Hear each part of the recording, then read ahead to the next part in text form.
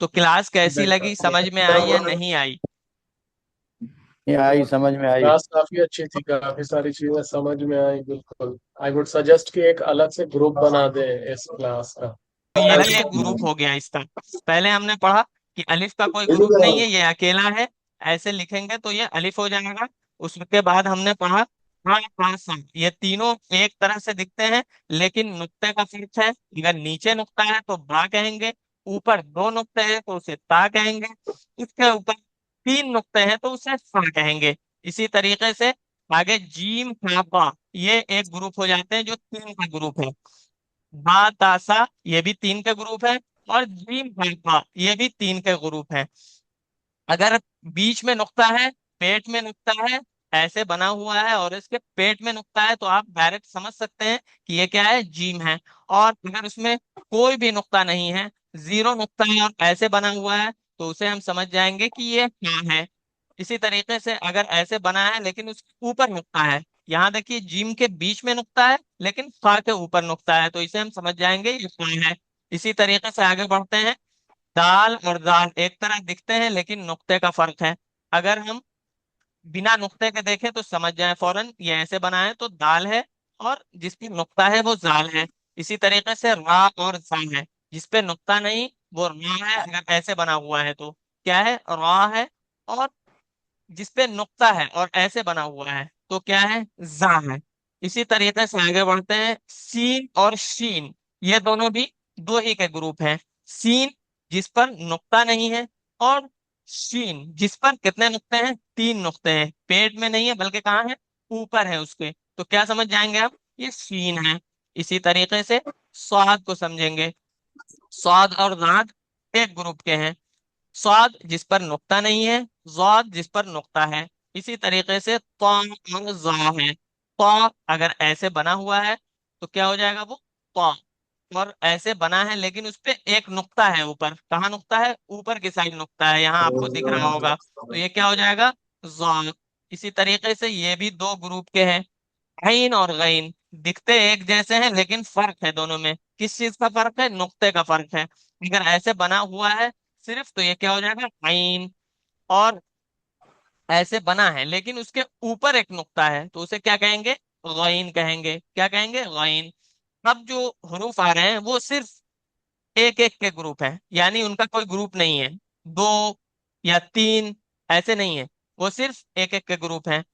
देखिए ऐसे बना हुआ है लेकिन उस पे नुक्ता है, एक नुक्ता है, तो वो क्या होगा, फन। अब इसको और इसको एक नहीं कह सकते क्योंकि ये देखिए इसके सर्कल बनाने का तरीका अलग है, लेकिन इसमें क्या है, सीधा सीधा है।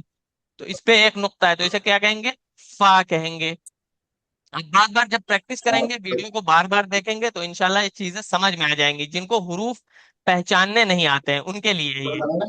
और इसी तरीके से कॉफ ऐसे लिखेंगे लेकिन इस पे कितने नुक्ते हैं, दो नुक्ते हैं। कॉफ के ऊपर दो नुक्ता है तो ये क्या हो जाएगा, कॉफ। अच्छे से सुने, अभी इंशाल्लाह लास्ट में हम सबसे पूछेंगे कि ये क्या है, एक क्विज करेंगे। तो तमाम लोग ध्यान से देखें इसे ताकि बाद में जवाब दे सके। और ऐसे बना हुआ है तो क्या हो जाएगा वो, काफ, ये भी एक ग्रुप है। इसकी तरह कोई हर्फ नहीं दिखता है, ऐसे बना हुआ है तो ये काफ है। काफ और काफ का फर्क हम बाद में बताएंगे। इसी तरीके से ऐसे अगर लिखा हुआ है तो क्या पढ़ेंगे इसे, लाम। इसी तरीके से ऐसे अगर कुछ कोई हर्फ है आ रहा है सामने तो क्या कहेंगे उसे, मीम कहेंगे। इसी तरीके से ऐसे बना हुआ है लेकिन उसके बीच में नुक्ता है तो इसे क्या कहेंगे, नून कहेंगे। अब आते हैं नीचे, वाव। ऐसे बना हुआ है तो इस वाव पढ़ेंगे। ये एक ही दिन में नहीं होगा, लेकिन इंशाल्लाह बार बार वीडियो देखेंगे, बार बार समझेंगे तो समझ में आ जाएगी चीजें। बार बार समझेंगे कि ये क्या चीज है। वीडियो तो एक बार बन जा रही है, लेकिन इसे बार बार देखने से, बार बार प्रैक्टिस करने से समझ में आ जाएगी एक चीज क्या है, ये हाँ है। हाँ। इसी तरीके से हमजा है, इसी तरीके से या है। अब हमने सारे हुरूफ को समझ लिए, देख लिया हमने कि कौन से हुरूफ कैसे हैं। अब हम चलेंगे, किसी का कोई सवाल है क्या, नहीं ना। अब हम चलेंगे कि ये हर्फ निकलते कैसे हैं। तो इनके मखारिज की तरफ चलते हैं। मखारिज क्या होता है, जहां से कोई हर्फ निकलता है, तो मखारिज कितने हैं? 17 मखारिज है। कितने हैं? 17 जगह से ये 29 हर्फ निकलते हैं। कुरान मजीद को सीखने के लिए हमें कितने हुरूफ की जरूरत पड़ेगी? कितने हुरूफ को सीखना पड़ेगा? हमें सीखने पड़ेंगे 29 हुरूफ को। कितने? 29 हुरूफ को। कुरान मजीद को सीखने के लिए कितने हरफ को सीखना पड़ेगा? 29 हुरूफ को, 29 को। तो हम 29 हर्फ को देख चुके हैं और पहचान चुके हैं। और जिन्होंने नहीं पहचाना वो बार बार वीडियो देखकर, इंशाल्लाह रिकॉर्डेड वीडियो मिल जाएगी, तो वो बार बार देखकर इसको पहचानेंगे। 29 हुरूफ, यानी कुरान मजीद को पढ़ने के लिए कितने हुरूफ चाहिए हमें? 29 हुरूफ। 29 हुरूफ को हमने देख लिए। अब हम चलते हैं, इनको कहाँ से निकालना है, इसको कहाँ से निकालना है, तो वो हम देखते हैं। सबसे पहले आता है अलिफ। अलिफ कहाँ से निकलता है? अलिफ की आवाज असल में अ है। क्या है? अ। क्योंकि अलिफ बोलेंगे तो इसमें 3 लफ्ज मिलकर ये अलिफ बना है, 3 हर्फ मिलकर ये अलिफ बना है, इसीलिए अलिफ। तो हमारा ये सट रहा है, होंठ सट रहा है, दांत भी सट रहा है, तो हम करके देखेंगे तो हमें समझ में बात ये आ जाएगी कि अलिफ कहाँ से निकलता है? मुंह के खाली हिस्से से। मुंह का जो खाली हिस्सा है, इंशाल्लाह कल डायग्राम के साथ दिखाऊंगा तो समझ में आएगी बात। अलिफ कहाँ से निकलता है? मुंह के खाली हिस्से से। मुंह का हमारा खाली हिस्सा कौन है? मतलब कहीं से भी कोई चीज सटे नहीं, ना जबान सटे, ना दांत सटे, ना होंठ सटे, कहीं से कोई चीज नहीं। तो इसको सही से कैसे पढ़ेंगे? हाँ, कहते हैं तो कहाँ से निकलती है आवाज? एक बार पढ़ के देखें। हाँ, कहीं से कोई चीज सट नहीं रही होगी हमारी। तो अलिफ, अलिफ का मखरज क्या हो जाएगा? अलिफ के निकलने की जगह क्या है? मुंह के खाली हिस्से से। ये हमारा अगर मुंह है तो इसके ये खाली हिस्से हैं, तो इस हिस्से से अलिफ निकलता है। अलिफ को कैसे पढ़ेंगे तो समझ में आएगा कि अलिफ के खाली हिस्से से निकल रहा है। अलिफ जबर अ, अ, कहाँ से निकल रहा है? वो खाली हिस्से से। अलिफ को निकालना कैसे आप? अलिफ, ये फा और लाम के आ जाने से हमारे होंठ और दांत फट रहे हैं, वरना अलिफ की आवाज कहाँ से निकलती है? मुंह के खाली हिस्से से। मैं पूछूंगा अलिफ की आवाज कहाँ से निकलती है, तो आपको जवाब देना है मुंह के खाली हिस्से से अलिफ की आवाज पैदा होती है। तो अब हम पढ़ लेते हैं इसको एक दो बार ताकि प्रैक्टिस हो जाए। अलिफ, तमाम लोग पढ़े अलिफ। जो लोग म्यूट किए हुए हैं वो प्लीज थोड़ा खोल दे ताकि मुझे भी समझ में आए कि किन किन का अलिफ सही हो रहा है, तभी हम आगे बढ़ेंगे। नहीं तो कोई फायदा नहीं होगा पढ़ने का, क्योंकि हम जब मसला ज्यादा नहीं कर पाएंगे तो आगे कुरान अच्छे तरीके से नहीं पढ़ पाएंगे। तो अलिफ। थोड़ी देर के लिए सारे लोग म्यूट हटा दें और एक एक करके अलिफ पढ़े, या एक साथ भी पढ़ सकते हैं। अलिफ। अलिफ। अलिफ। अलिफ अलिफ। अलिफ। अलिफ अलिफ। अलिफ अलिफ कौन अलिफ। पढ़ रहा है? आ को खींचना नहीं है। अलिफ, एकदम सिंपल अलिफ। और आराम से। अलिफ, ज्यादा खींचना भी अलिफ नहीं है हमें, ज्यादा अलिफ। खींचना भी नहीं है। पढ़िए फिर से। अलिफ। अलिफ अलिफ। अलिफ। अलिफ अलिफ। अलिफ। अलिफ। बिल्कुल, बहुत सही। अलिफ अलिफ। को खींचना नहीं है, मुंह के खाली हिस्से से निकालना है और जल्दी से पढ़ना है। अलिफ, कहें अ, इ, उ, पढ़े। अ, इ उ अ इ उ अ, इ, उ। सब समझ में अ आएगा अलिफ अ निकल रहा इ है कि नहीं? उ उ आ अ अ ई इ उ उ अ, इ, उ। इसको बाद में पढ़ेंगे जबर देर क्या होते हैं, लेकिन पहले अभी अलिफ की मशक कर लेते हैं हम। अ, इ, उ। अ अलिफ कहाँ से इ निकालना आ है? इ उ मुंह के खाली हिस्से से। अब अलिफ को कैसे हम प्रैक्टिस करेंगे? अलिफ की, अलिफ सही निकल रहा है या नहीं, तो उसे हम खींचना नहीं पड़ेंगे। और प्रैक्टिस करने के लिए हमें क्या है? अ, इ, उ, ताकि वो सही तरीके से अदा हो। अलिफ को कहाँ से निकालना है? मुंह के खाली हिस्से से। अलिफ को मुंह के खाली हिस्से से निकालना है। अब आते हैं हम बा पे। बा। अब बा कहाँ से अदा होगा? बा अदा होगा दोनों होठों के तरी से, यानी ये जो दोनों होठ है हमारे, दोनों होठ हैं, तो ये हो गया बाहर का हिस्सा होठ के। जो अंदर का हिस्सा है ये, जहाँ थोड़ी सी तरी होती है, टूप होता है, लुआब होता है, वहां से बा अदा होता है। अगर आप मुंह को एकदम बंद करें इस तरीके से, बा, बा, कोई हरकत नहीं, कोई कुछ नहीं करना, सिर्फ बोलना है मुंह को। और ऐसे भी नहीं करना है, बहुत सारे लोग ऐसे निकालते हैं, बा, बा, ऐसे भी नहीं करना है, बल्कि मुंह को एकदम अच्छे तरीके से बंद करना है, एकदम ऐसे नॉर्मल तरीके से, अचानक खोल देना है, बा, तो बा अदा हो जाएगा। तो हम बा का मखरज क्या समझे? एक मिनट, पहले मखरज समझ में, मैं सुनूंगा, सबका सुनूंगा। मखरज क्या हो गया इसका? दोनों होठों के तरी वाले हिस्से से, कहाँ से निकलता है? दोनों होठों को जब सटाएंगे हम, और उसके तरी वाला हिस्सा यानी अचानक खोलते हैं हम, तो क्या निकलता है? बा, बा, बा। बा भी नहीं करना है, सिर्फ आराम से तरीके से निकालना है, बा, जरा बा, जरा बा। तो बा निकाले, तमाम लोग एक बार बा की मस्त कर लें। बा, बा, बा, बा, बा, बा, बा, बा, तमाम जरा लोग एक बार बा, जरूर पढ़ लें ताकि बाद में आसानी हो। बा, नहीं तो आप बार बार बा, वीडियो देखकर निकाल सकते हैं आवाज। बा, बा, बा, बा, बा, बहुत सही। जरा बा, जरा ब, जरा तो बा, ब, उसमें ब, बा, बी, बी, बो, बु, बा, ब, बा, बी, बा, बु। बी, बो, खींचना नहीं है यहाँ, लेकिन यहाँ जब हम बा बा, पढ़ेंगे तो बी, इसे बो, खींचना है, क्योंकि इसमें अलिफ लगा हुआ है। तो जब हम पढ़ेंगे बा, तो इसमें अलिफ आ रहा है ना, इसीलिए हम यहाँ खींच कर पढ़ रहे हैं। लेकिन अगर बा कहीं पे सिर्फ खाली लिखा हुआ है, तो क्या पढ़ेंगे? बा, बा, बा, सिर्फ बा। और कहीं पे अलिफ के साथ है तो उसे खींच कर पढ़ेंगे। ये चीजें हम बाद में समझेंगे, लेकिन पहले उसके बा, निकलने की जगह बी, को समझ लेते हैं। क्या है? होठों के दोनों तरी, तरी से निकलते हैं। कहाँ से? होठों के दोनों तरी, तरी यानी भीगा हुआ हिस्सा, जो हमारे होठ के भीगे हुए उससे है, वहां से निकलते हैं। तो कभी भी अगर बा निकालना हो तो हम बा ऐसे नहीं पढ़ेंगे, बल्कि बा, बा, आराम से ऐसे पढ़ेंगे एक बार। ब, बी, बू, बा, बी, बो, ब, बी, बू। बा, बा, बी, बी, बो, बो। बहुत सही। अब ता को समझ लेते हैं। ता कहाँ से निकलता है? ता का मखरज क्या है? मखरज का मतलब क्या है?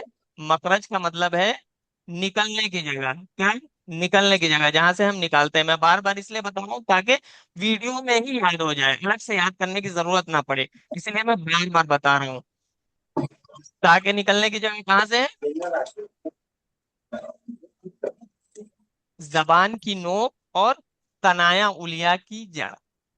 तनाया बोलते हैं ये दोनों दांत को, जो दोनों दांत है ना, ऊपर के या नीचे के, लेकिन अभी हम ऊपर के दांत को समझ रहे हैं। तो सनाया उलिया की जड़, सनाया बोलते हैं ऊपर के ये दोनों सामने वाले जो दांत है, आपको, आप उनको देखकर समझ सकते हैं। ये क्या है?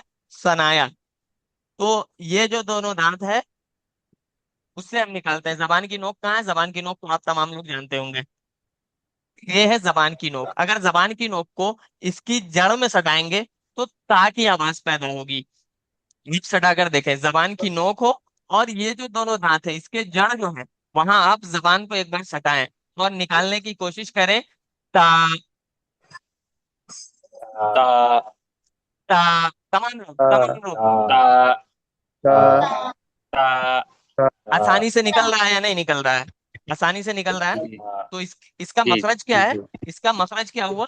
जबान की, मैं एकदम सिंपल तरीके से मखरज बता रहा हूँ, ज्यादा आपको रटने की जरूरत नहीं है। लेकिन आप वीडियो को देखेंगे, बार बार प्रैक्टिस करेंगे, तो इंशाल्लाह जरूर आ जाएगी, एकदम कारी की तरह। मैं कुरान पढ़ मांगूंगा आपसे इंशाल्लाह। ता, ता, ता, ता, ता, इसकी भी प्रैक्टिस कर ले आप। अब हम कितने हर्फ के मखरज को जान चुके हैं? पहले तो हम इसको समझ गए कि कौन कौन से हर्फ हैं ये, इसकी पहचान हो गई हमें। दूसरी चीज हमने क्या सीखा कि कुरान को सीखने के लिए हमें सिर्फ 29 हर्फ को सीखने की जरूरत है। 29 हरूफ अगर हम सीख गए तो हम कुरान अच्छे से पढ़ सकते हैं। उसके मखरज को, निकलने की जगह को क्या बोलते हैं, जहां से हर्फ निकलते हैं उसे मखरज कहते हैं। ये तमाम सवाल मैं पूछूंगी, इसीलिए बता रहा हूँ बार बार।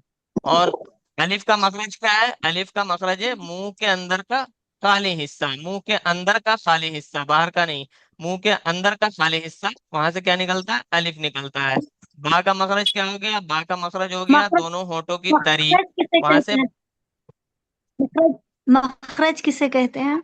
मखरज कहते हैं निकलने की जगह, यानी जो हम हर्फ निकाल रहे हैं उसकी निकलने की जगह कहाँ होती है। तो जगह हमारे मुंह के अंदर है, लेकिन वो अलग अलग जगह है। जैसे कुछ हर्फ है जो हमारे होंठ से निकलते हैं, कुछ हर्फ हमारे जबान में सट कर निकलते हैं, कुछ हर्फ हमारे मसूड़ों से निकलते हैं।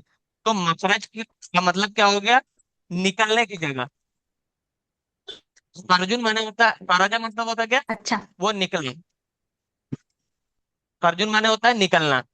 मखरज मतलब होता है निकलने की जगह। जैसे तो मुंह के अंदर बहुत सारी जगह है, 17 जगह से ये हमारे 29 हरूफ निकलते हैं। कितने हरूफ? 29 हरूफ निकलते हैं। लेकिन उस 17 जगह से 29 हरूफ निकलते हैं, लेकिन उसमें 5 बड़े मकामात है। क्या क्या है? 5 बड़े मकामात। चलिए वो बाद में पढ़ते हैं, वरना क्लास थोड़ा डिफिकल्ट हो जाएगी। तो मैं डिफिकल्ट नहीं बनाना चाह रहा हूँ क्लास को। इंशाल्लाह वो धीरे धीरे हम जी सीखेंगे। जी जी, इंशाल्लाह इंशाल्लाह। तो बताएं कि कैसी लगी क्लास। सवाल करूं बहुत अच्छी, माशाल्लाह। या फिर मैं थोड़ा थोड़ा पढ़ाऊंगा, इसलिए बहुत ताकि अच्छी थी। अच्छी है। तमाम लोग अच्छे तरीके से सीख जाएं। ये नहीं कि बस आए और चले गए, बस प्रैक्टिस भी नहीं किया, तो फिर क्लास का कोई मतलब मकसद नहीं रह जाएगा। इसलिए मैं चाहता हूँ, बहुत सारे लोग को आता होगा इसमें, लेकिन बेसिक से चल रहे हैं ताकि तमाम लोगों को साथ में लेकर चले। तो मैं सवाल कर लूं, आप लोग जवाब दें। जी जी। तो अलिफ का मखरज क्या होगा? अलिफ। मुंह का खाली खाली जगह हिस्सा। से। अलिफ का मखरज क्या होगा? मुंह के मुंह अंदर के का मुंह अलिफ। का खाली खाली हिस्सा। मुंह के अंदर का मुंह का खाली खाली हिस्सा, हिस्सा। बहुत बेहतरीन। खाली मुंह के हिस्सा। अंदर का खाली हिस्सा। खाली खाली हिस्सा। हिस्सा। खाली। ठीक है, अलिफ निकाल कर बताएं एक बार। अलिफ। अलिफ अलिफ। अलिफ नहीं करना, अलिफ। लिखना नहीं है, अलिफ। अलिफ जल्दी से अलिफ अलिफ। अलिफ। अलिफ।